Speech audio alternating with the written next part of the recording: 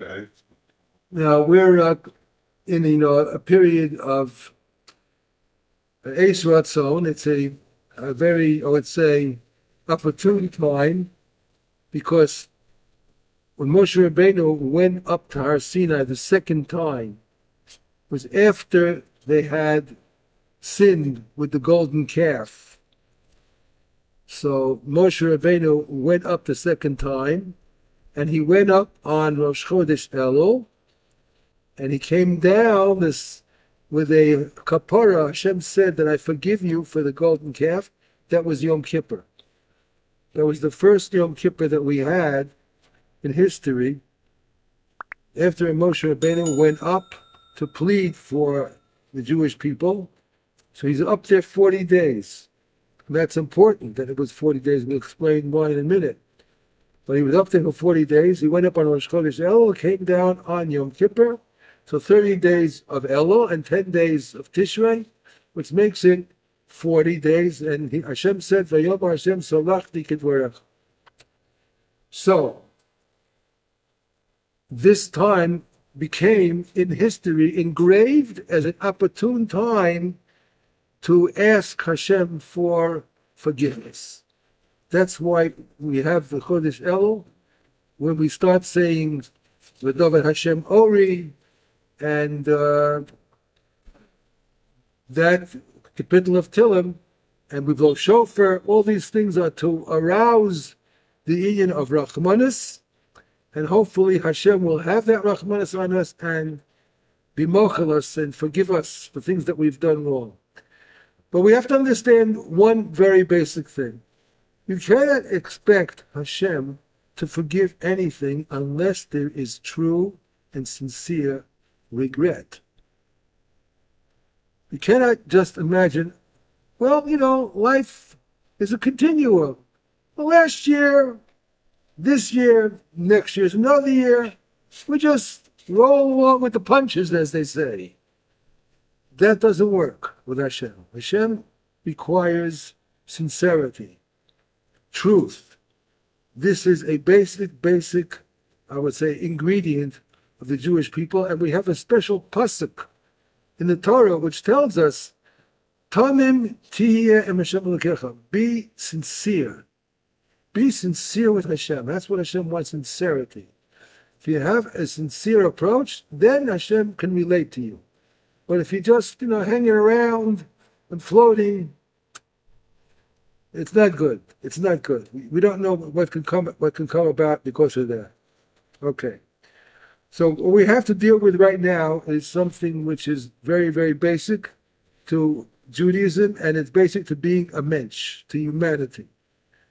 A person has to know how to express gratitude. We must be very, very grateful for the good.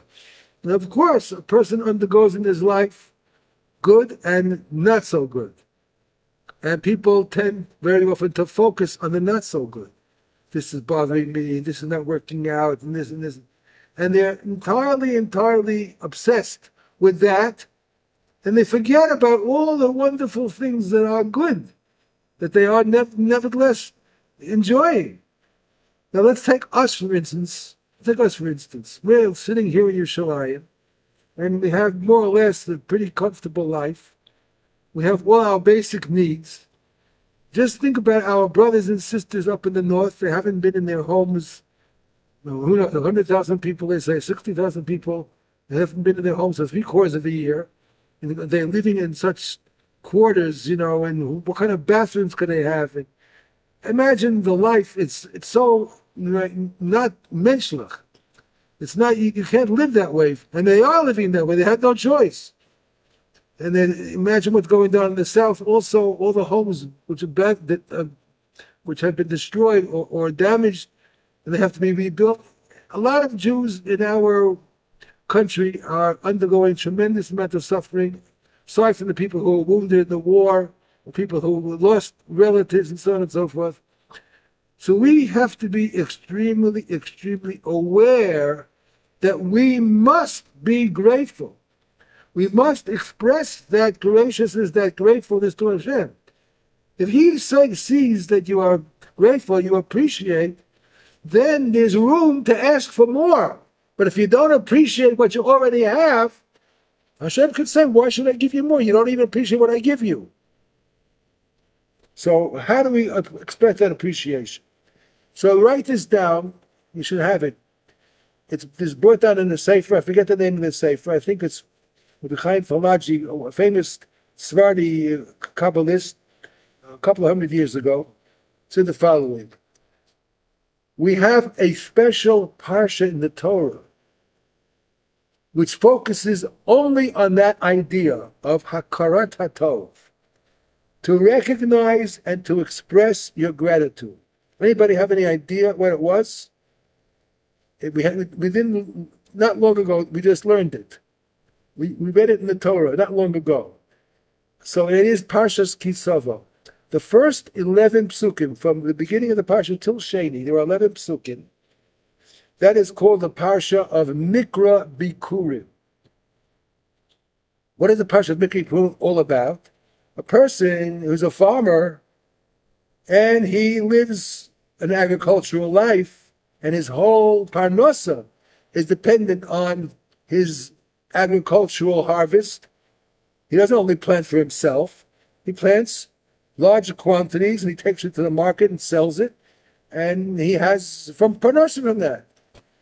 But even if he does it only for himself, he has to plow the field, he has to turn over the ground, he has to till it, he has to plant it, he has to cultivate it, he has to watch over it. And finally, after all those months and months of work, you see the first fruits. So you're very, very happy for the first fruits. Oh, wow, I'm so happy. Finally, it produced something. You take it and you take it home, put it in the refrigerator or wherever it is, you store it. That's not the way a Jew works. It's not the way a Jew works. First thing a Jew has always on his mind, that all of the work that he put into the field to make it happen, without Hashem behind it, it wouldn't have happened. It has to have the right temperature, the right amount of sun, the right amount of rain, whatever is necessary, water. He makes it happen. So when you get the first fruits, the first one that you have to be acknowledging is for Hashem. So the first fruit that's called Bikurim, I say for Hashem. I don't take it home to the refrigerator. I put it aside, and I take it, and I bring it to the base of Mikdash, and I give it to the Kohen. It's one of the matanos kuna that we give to the Kohen. Give it away to Hashem. You made it happen, Hashem. I did the work, but you made it happen. Without you behind it, it couldn't have happened. I show my appreciation by taking the first fruit and bringing that to the Kohen in the base of Mikdash. That's called, so that the 11 psukim which discuss that, the first 11 psukim in Parshas Kisavo is called Mikra Bikurim. So it's brought down, if a person wants to have Hatzlacha during these days, from now until Yom Kippur, from now until Yom Kippur, you could say it more than that, but a minimum. You want to say it until Shmini Atzeres. You could say it every day of the year. No one's going to stop you from saying it every day of the year. Take out the Chumash, open up the Parshas Kisavo, and say the first 11 psukim. Those psukim express the gratefulness. V'samachta b'chol hatov. You have to be grateful for all the good that you have, and you have to express it. So I'm telling you right now, you start today. Don't wait. Don't wait. Say the first 11 psukim. It's a good to make a steady time when to do it. Do it before Shacharis, after Shacharis, before Mincha, after Mincha. Something that you know you have attached to something which is already set into the schedule. Add something to it so you won't forget. The first 11 psukim of Parshas Kisavo. That was the laning of the past week. This week was Nitzavim Vayelech. Parshas Kisavo. The first 11 psukim, say that with the intention of expressing Hakaras Hatov, recognition of the gratefulness that we have to express to Hashem. That's number one. Okay. Now, along those lines, we have something else. Every single day in Davening, we ask Hashem for many things. We have 19 brachos in Shemona Esrei. It's called Shemona Esrei, was 18, but we had 19, and one was added on, but originally it was only 18, and it became 19. And we're asking Hashem for all kinds of things.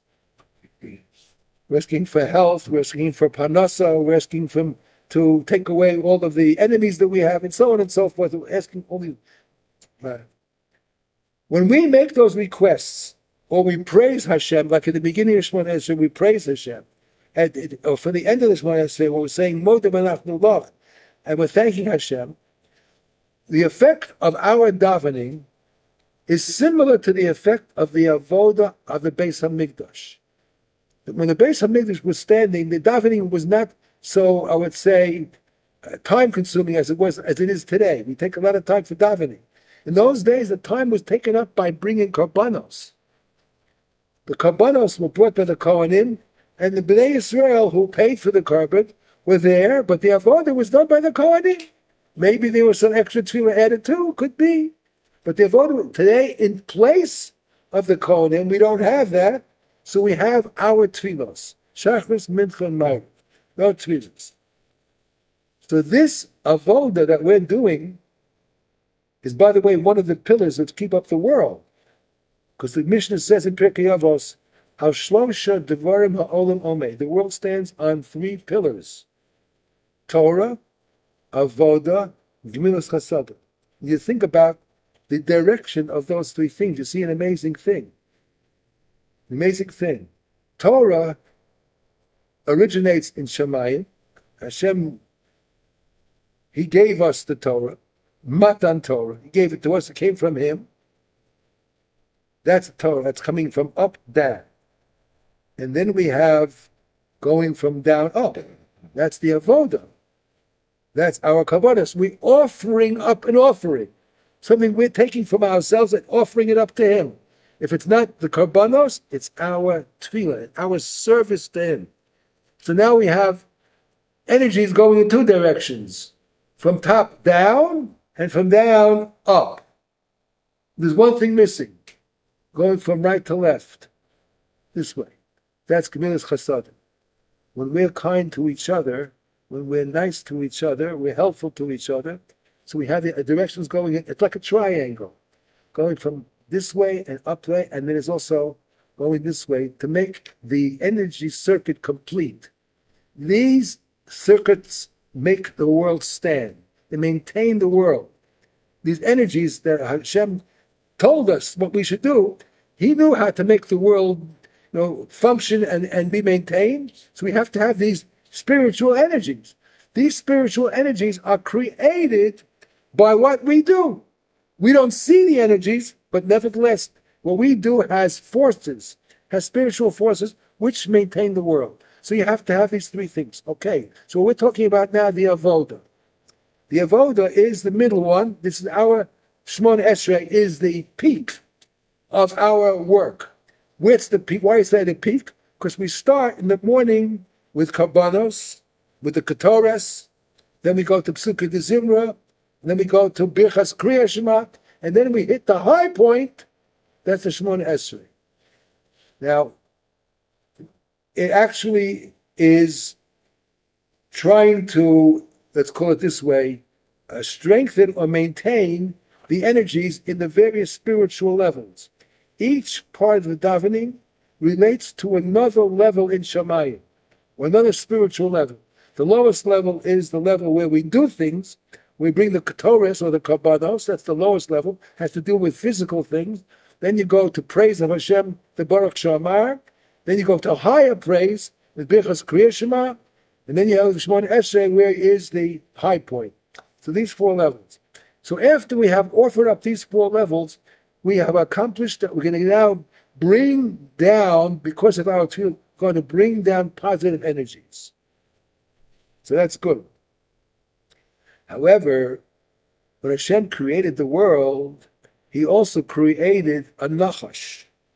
He created a serpent, a snake. He created something which represents the negative, destructive powers in the world.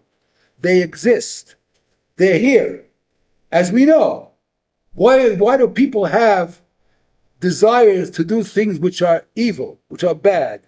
It's because this energy exists in the world, and at the beginning, it was outside humanity. It was not part of us. Hashem created Adam and Chava without any evil inclination inside them.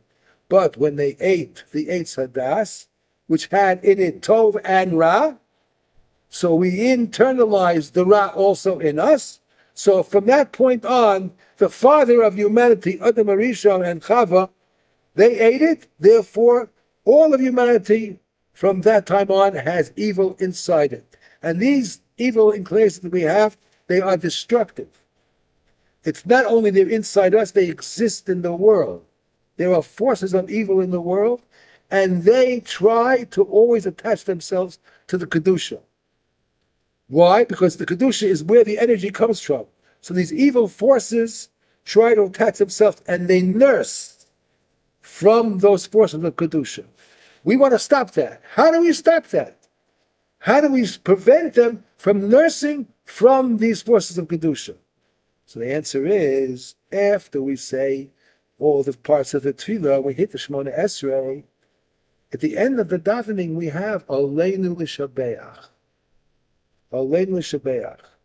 We're praising Hashem.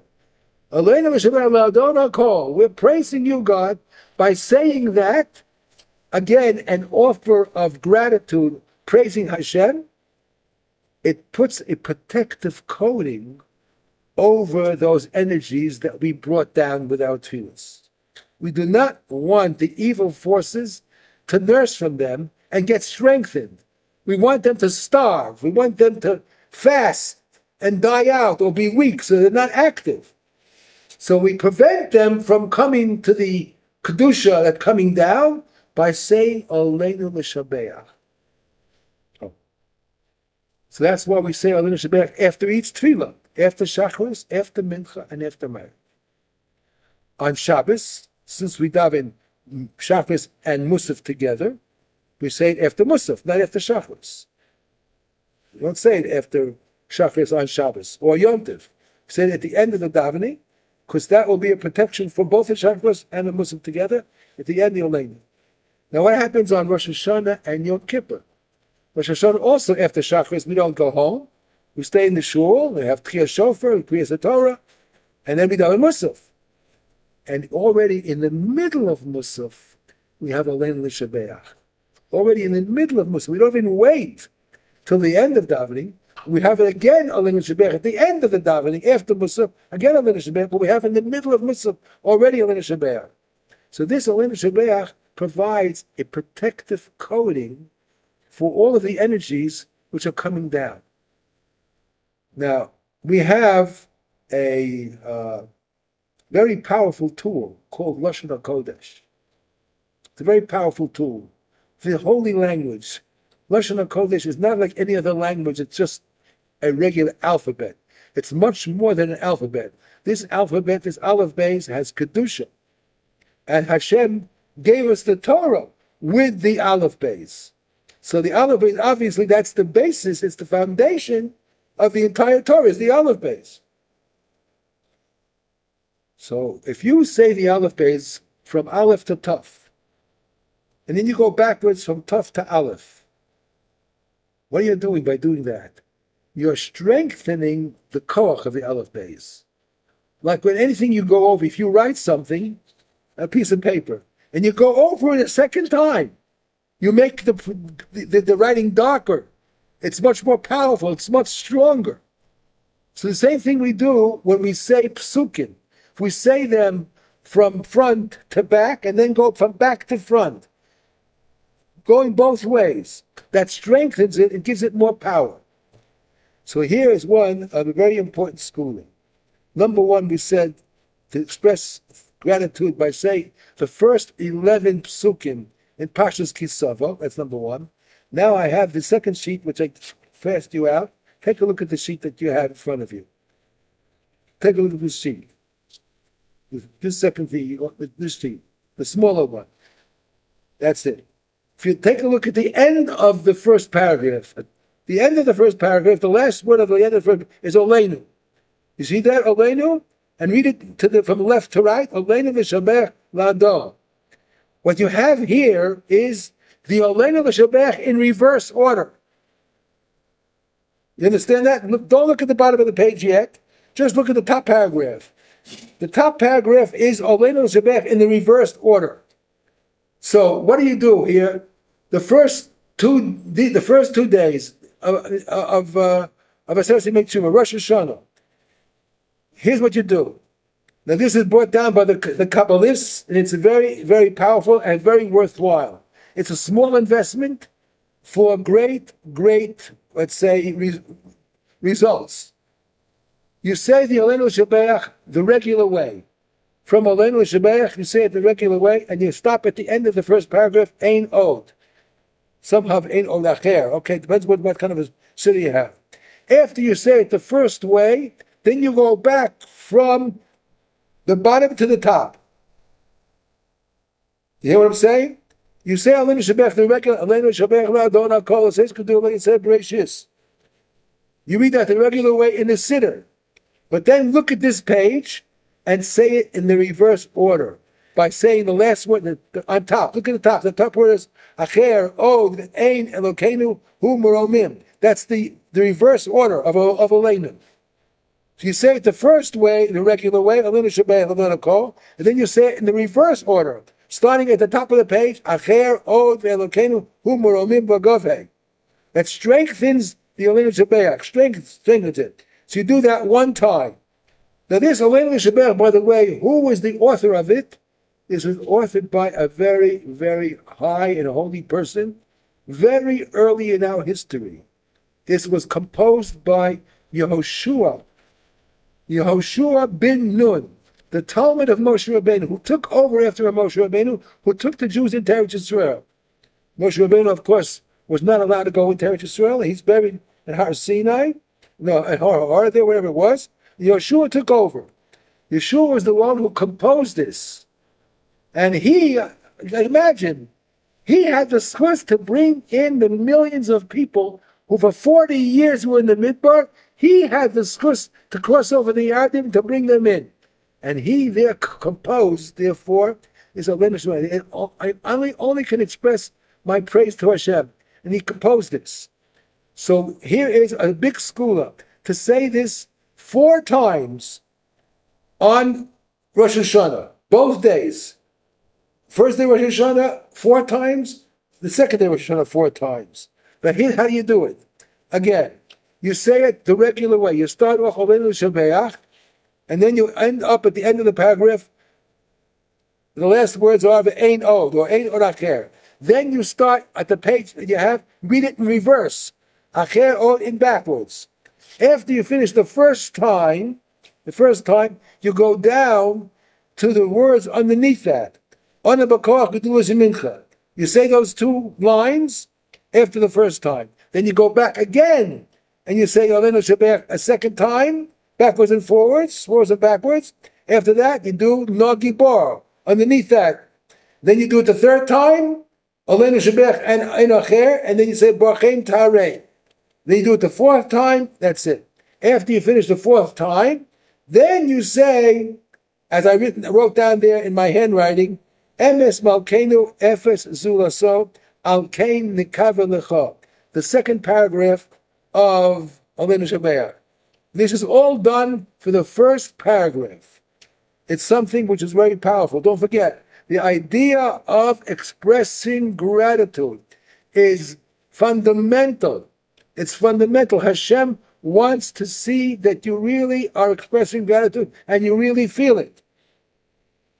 So therefore you do this top paragraph 4 times. And each time you say one of the lines of Anubakach, which takes it up. Those words there, Anubakach, has the power to take the tefillah up and send it up to Shemayim where it's supposed to go. Okay, so that is a very important thing to do at the beginning of the year. Don't forget, Rosh Hashanah, the way you start the year, affects the entire year. The way you start the week, Motzei Shabbos, affects the entire week. The way you start the month, Rosh Chodesh, affects the entire month. And since we're starting the new year, we want the new year to start off on the right foot with all the koach. And we're starting it off by showing tremendous gratitude, a strengthening of that expression by saying the first paragraph 4 times, frontwards and backwards. It's a great thing that you accomplished. Okay. You do that in your saying, do that once.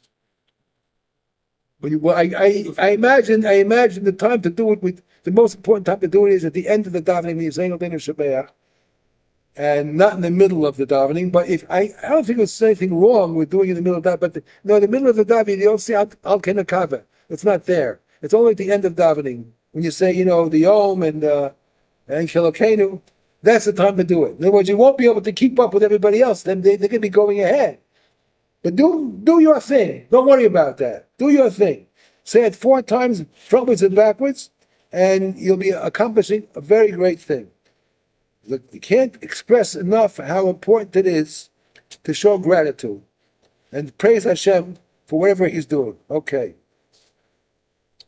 That's the first thing. Now, I gave you another page. We'll discuss the second page now. The second page, I couldn't get it for you in regular print. I wrote it out myself, and I'll tell you what it is. Wake him up, wake him up. I don't want you to miss this. I don't want you to miss this. I want you to miss this. Okay, look. We have the Aseret HaDibros, the 10 Commandments. Everything is dependent on the first one. Everything is dependent on the first commandment. If a person has questions about the way God runs the world, why is this happening? Why is that happening? It could have been done much better. In other words, you think you're smarter than God. You don't like the way things are happening in the world. It could have been at a much better level. You don't like the Inquisition that happened. You don't like the Holocaust. 6 million Jews, 1/3 of the Jewish people exterminated. You don't like it. You don't like the fact that this war is going on. There's already 9 months, too long, or 10 months, whatever it is, and all the Jews are suffering. You don't like it. You think you could do it better. Well, if you have that approach, you're in bad shape. Very, very bad shape. That means you think that you know more than God, and you can do better than He can. That means you are denying the first of the 10 commandments. The first of the 10 commandments does not even make itself presented as a commandment. There's no commandment to do or not to do, like the other 9. The other 9 tell you to do something. Remember the Shabbos. Honor your parents. Do something. Do not kill. Do not steal. They always tell you a commandment to do or not to do. The first one, there's no commandment. Look at the words, translate them, look at them over and over. You will not see a commandment. What is the purpose? Why is it called 10 commandments? It's only 9, really. Why is it called 10 commandments? There's only 9. The answer is, the first commandment doesn't have to tell you to do it. It's a question of acceptance. You have to accept and realize that God runs the world. Anochi Hashem Elokecha, I am the God who took you out of Mitzrayim. Now, it's very interesting. The clue to understanding that well is in the first pasuk. It says, Anochi Hashem Elokecha. Give attention to that. Why did it say 2 words to describe Hashem? Like we say in every bracha, Baruch atah Hashem Elokeinu. Why do you need 2 words? God has many, many names. Why are we using those 2? Anochi Hashem Elokecha, as in a bracha. Baruch atah Hashem Elokeinu. Why are we using those 2 words? Because each word of Hashem there expresses another aspect. Hashem appears in many, many ways. The essence of Hashem never changes. It's infinite. It is one constant, continuous existence. That's the true essence of Hashem. but he manifests himself in different ways. He relates to us differently, according to the way he feels fit, according to our behavior. So the Yud Hey Vav Hey, the first shame, Yud Hey Vav Hey, is called the shame of Rachamim. Yud Hey Vav Hey, the shame of Rachamim. The second shame, Elokecha, is a derivative of the word Elokim, and that is the God of judgment, of din. That's not so pleasant. That's not so pleasant. We don't want to stand in judgment. We want Hashem to have mercy, Rachmanis over us. We don't want the din. But nevertheless, Hashem says, Anochi, who am I?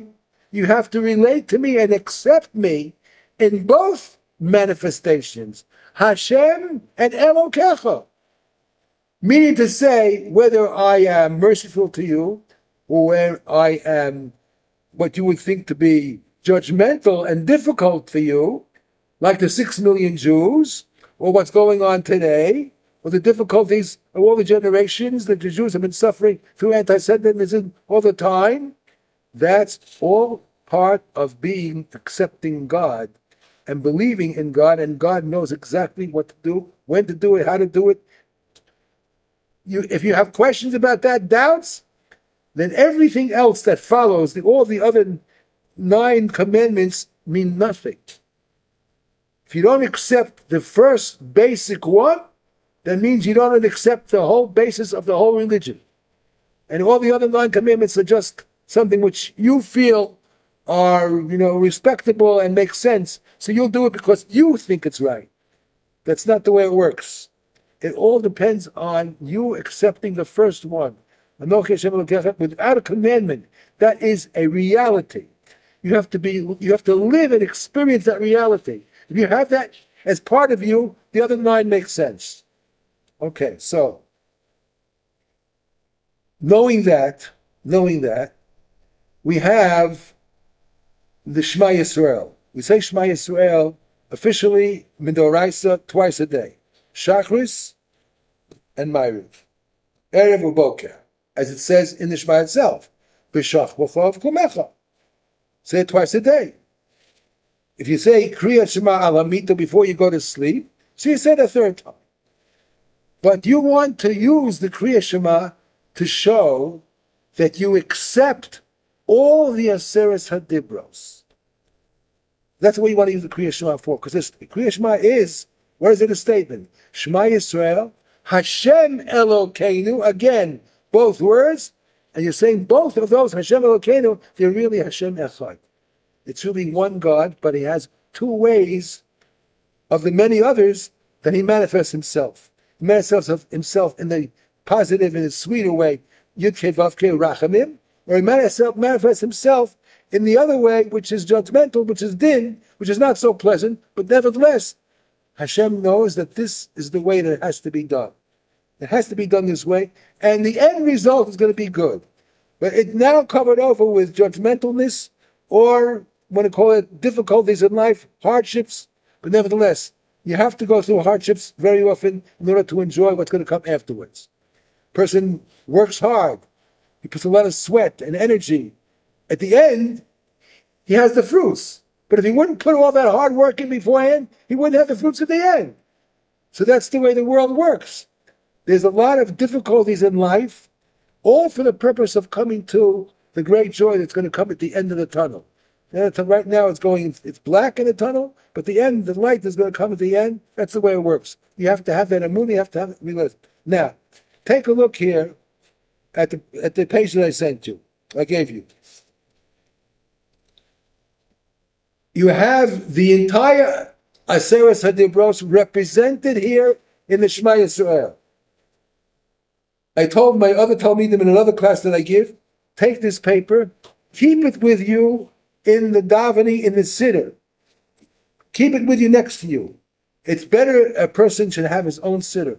That's the best thing. If a person has his own siddur, he can write notes in it, reminders, explanations of things that he didn't understand. It's always good to have your own siddur, not to be samech on the siddur that they provide in shul. That's for the average person who's not serious. A person is really serious and sincere, he should have his own siddur and write notes into it things which will make your davening much more meaningful and qualitative. And this is one of the things that you can have. Some Sidurim of the Svardim have what I have on this paper. They have it already printed in to the Siddur. It's printed in. Now, what is it we're talking about? Okay, take a look. The first line, well, the top of the title is on top. Kriya Shema B'Aseres HaDibros Lekabel Olav Kabbalah Chadasha. Re-accept the majesty of Hashem and take on the Aseres HaDibros again. Do it again. And do it especially during this time, the 10 days, Aseres Tshuva, but you could do it every single day. It just strengthens it and makes it more powerful. Do it in this way. Now look, Shema Yisrael, you say the Shema Yisrael, that is a strengthening of the first of the Aseres HaDibros. Anochi Hashem Elokecha. Which words? B'milim Hashem Elokeinu. When you say Hashem Elokeinu of the first pasuk in Shema Yisrael, Hashem Elokeinu, when you say Hashem Elokeinu, you think, I'm accepting Anochi Hashem Elokecha. Now, that's the first of the Aseres HaDibros. When you say Hashem Elokeinu, Hashem Echad, the second line it says Matevos Echad, you accept now the second Dibur. Lo yihiyeh lecha Elohim acherim. Ein od milvado. So in the first pasuk of Shema Yisrael, you have 2 of the 10 commandments. You have the first commandment, Anochi Hashem Elokecha, and you have the second one, Lo yihiyeh lecha Elohim acherim al panai. You should not have any other gods in front of me or in front of you. When you say the word Echad, there's only one God, no other gods. Remember what I told you last week. We have this concept of Avodah Zarah. What does Avodah Zarah mean? Avodah Zarah means we would normally take it to mean idol worship, some other form of deities of some kind, Buddha, whoever it is, one of these crazy things that go on in the world. But that's not what the words mean. Avodah Zarah means worship which is strange. In other words, anything else besides Hashem is considered Avodah Zarah. It doesn't have to be an idol. It doesn't have to be an idol.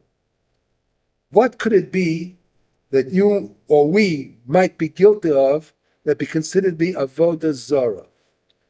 You know what that is, Rabbi Say? This is something which is a world problem. It's part of human nature. And a Jew is required to go above human nature and not be pulled down by it. The other form of Avodah Zarah is, which is a world problem, even in the Jewish religion as well, is when a person worships himself. When a person worships himself. What is the basic motivation that keeps people moving? They're always interested in asking, what's in it for me? What's in it for me?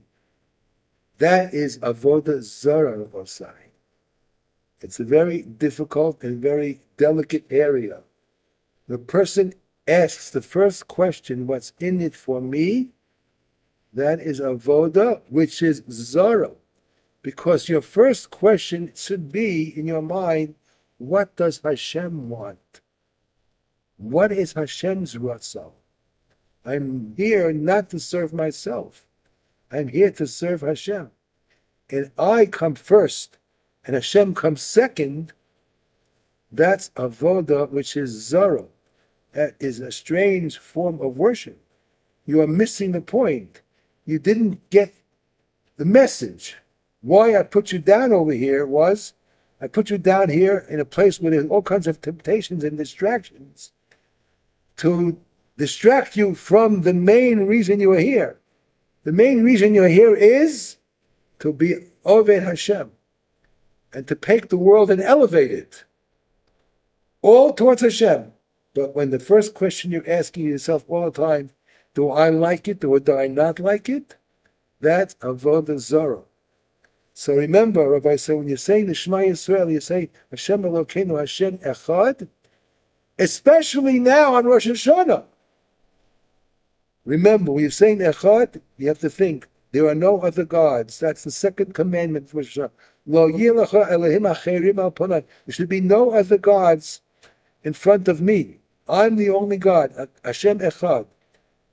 And therefore, we have to train ourselves not to think of the self-interest. Very, very difficult. Very difficult, but very, very true. Okay. Then you have the next pasuk, V'ahavta as Hashem Elokecha, b'chol levavcha v'chol nefesh v'chol modecha.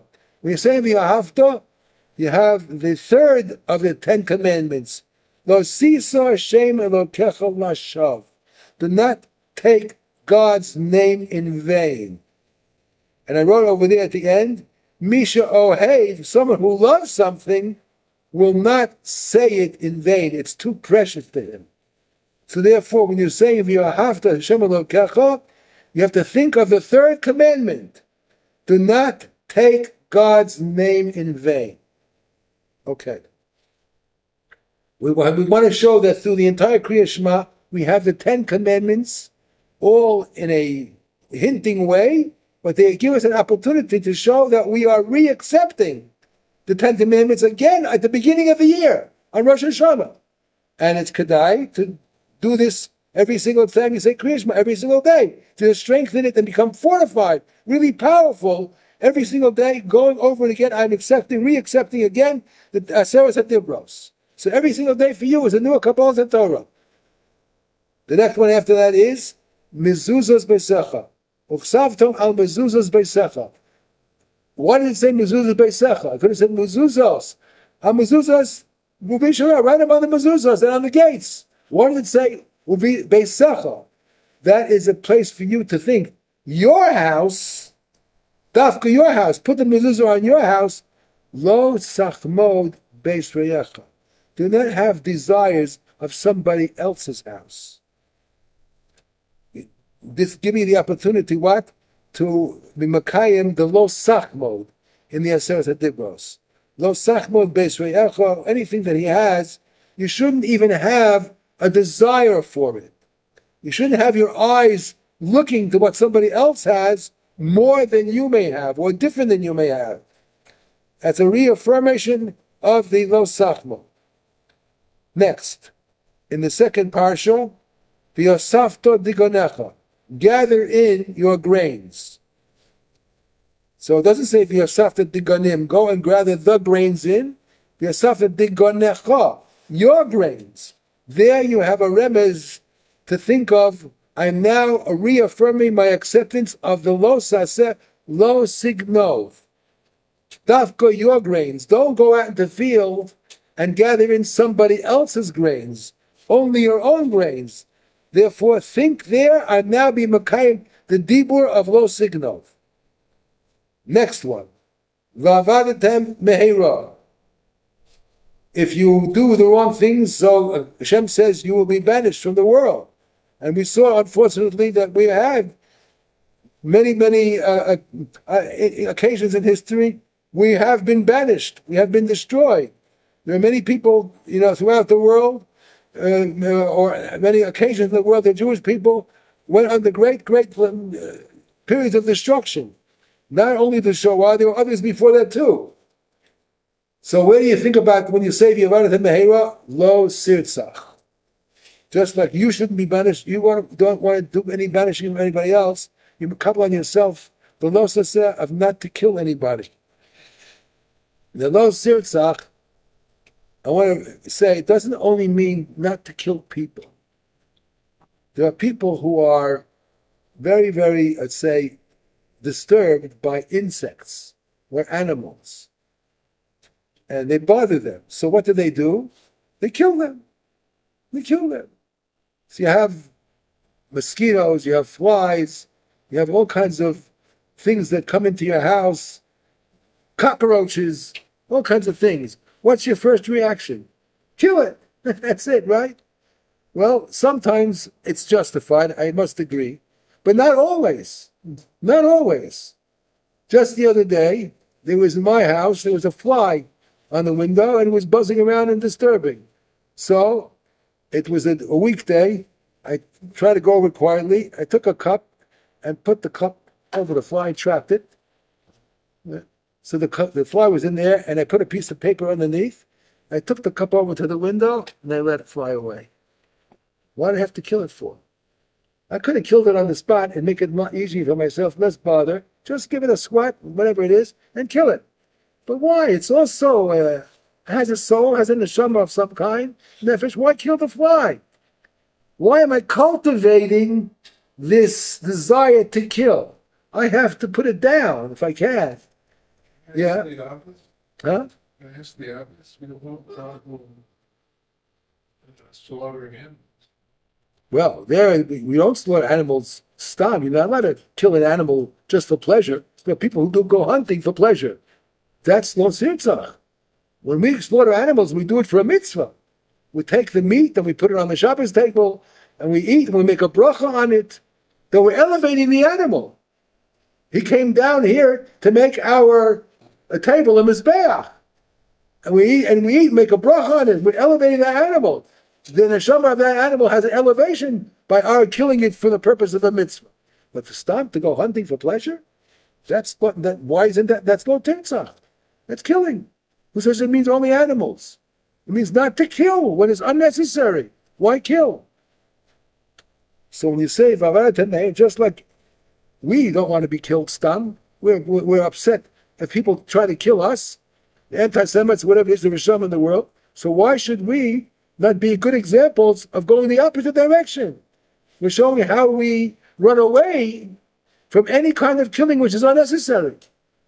And that's an example. When you have insects, animals that can be easily, gotten rid of without killing them, why kill them? Okay, L'man yibu yemechem. There is the place to think of kibud of aim.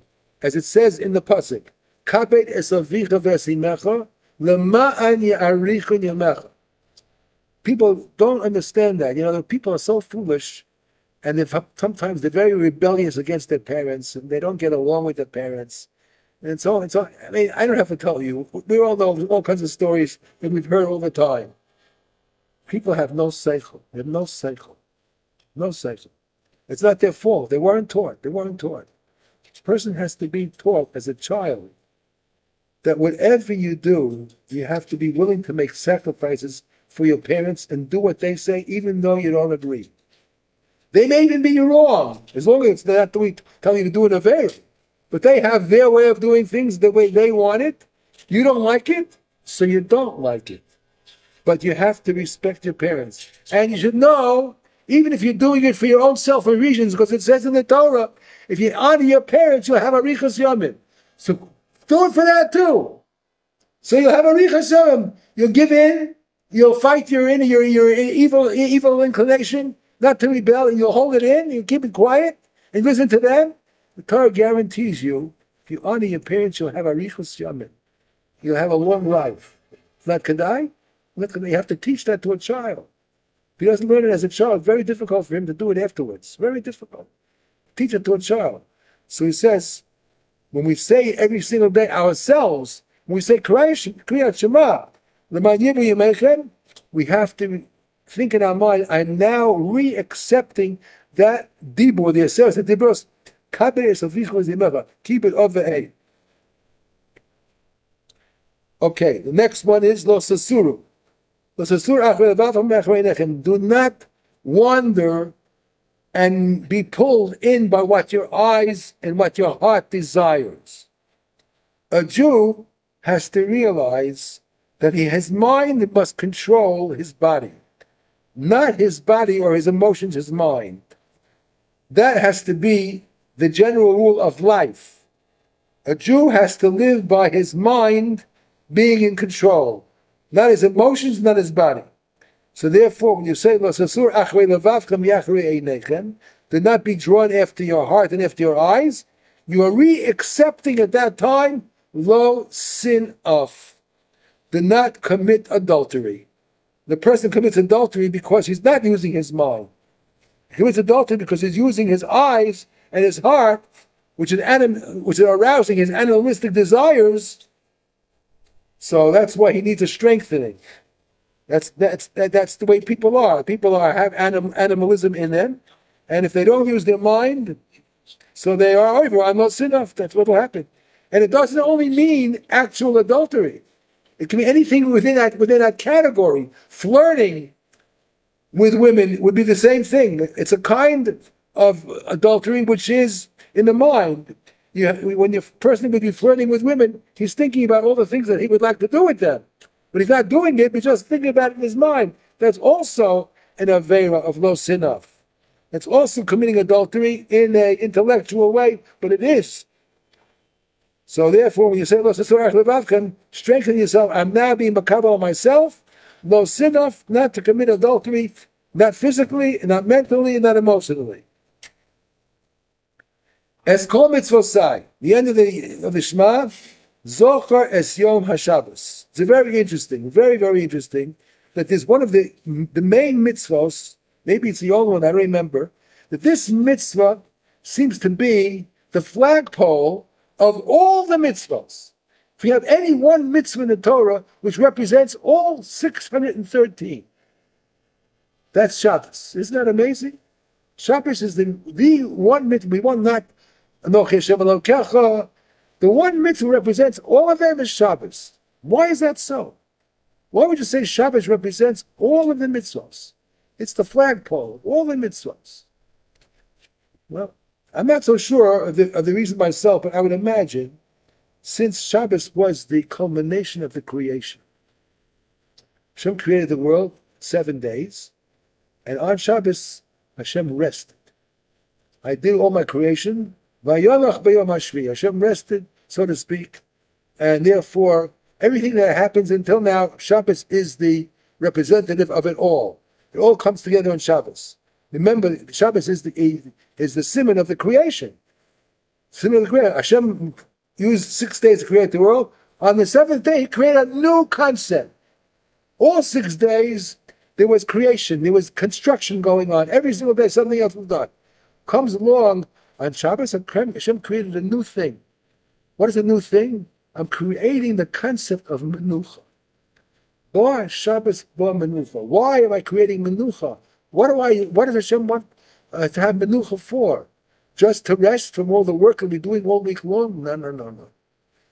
All week long, if you're working physically, it's hard to really focus and use your mind fully because you're very, very tired because of the work that you've been doing. Shabbos is no work. Now you have a chance to focus totally on the spiritual side of life. Know about what it's all about, how it came about, who created it all, why it was all created. That's why Shabbos represents all the mitzvahs. So when you say, as kol mitzvosai, you're re-accepting again the dibur of Zochar es Yom HaShabbos L'Kacho. Sanctify the Shabbos because it represents all of the mitzvahs. And the very last one, Ani Hashem Elokecha, Emes, Lo Sana B'Reacha Eit Shaker. Remember, I am witness to everything. When you say God is present, Ani Hashem Elokecha, Shenotzei Sisi Meretz Mitzrayim, I am the God who runs the world that took you out of Mitzrayim. Remember, you have to be honest. I know what's going on.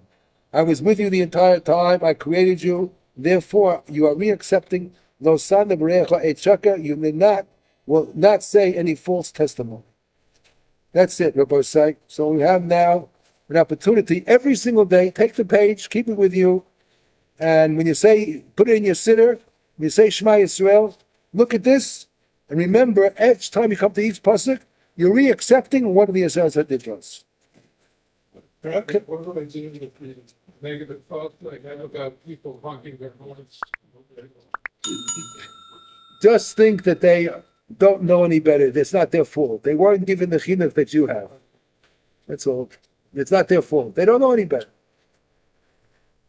Okay, we should all have a ksiva tova, shana tova masuka, and Yetz Hashem, next year, I don't know what the schedule is going to be, but I hope we'll be continuing.